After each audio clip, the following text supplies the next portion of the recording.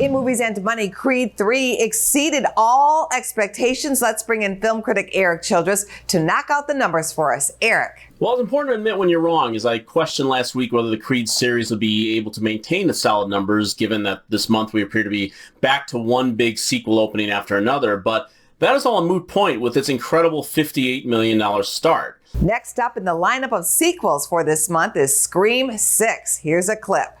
I had this secret. There's a darkness inside of me. It followed me here. And it's gonna keep coming for us.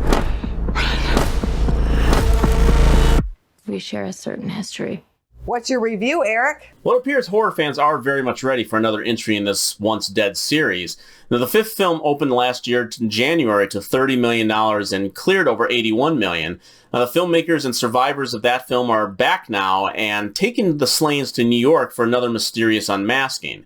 Now, I have yet to see the film myself, but with any film, I always say to let the first round of enthusiasm fall away until you get to real critics weighing in, and those I trust are not nearly as wild about this entry, just as they weren't about the fifth.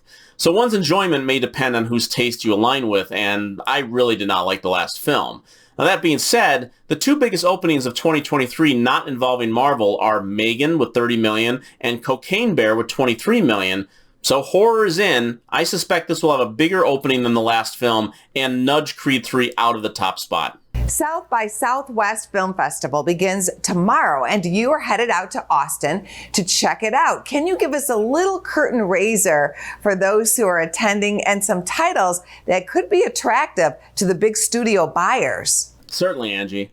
Now, this is my first time back to Austin for South by Southwest since before the 2020 edition was canceled due to the start of the pandemic. And there are definitely some titles people and studios should be checking out. Now, speaking of horror, Late Night with the Devil is a fantastic vehicle for David Dastmalchian, who people know from The Suicide Squad, Dune, and many more. He plays a 1970s late-night talk show host who tries to boost his fledgling ratings with guests involved with the occult, and you can guess from the title where it goes, but this is a really smart, funny, and freaky film with a great performance by Dastmalchian that someone should grab.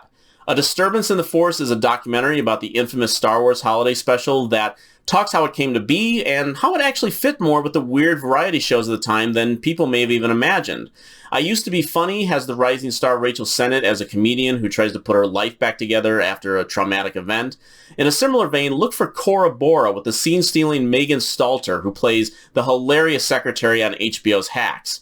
And finally, Confessions of a Good Samaritan from the wonderful documentary filmmaker Penny Lane, who puts the camera on herself as she decides on the potentially life-changing act of donating a kidney and all the anxiety that goes with trying to do a good deed. Those are all a good start to what I hope will be a terrific festival. Safe travels to you, Erik. We will see you next week. Thank you, Angie. Go to businessfirstam.com for where to see our show on TV.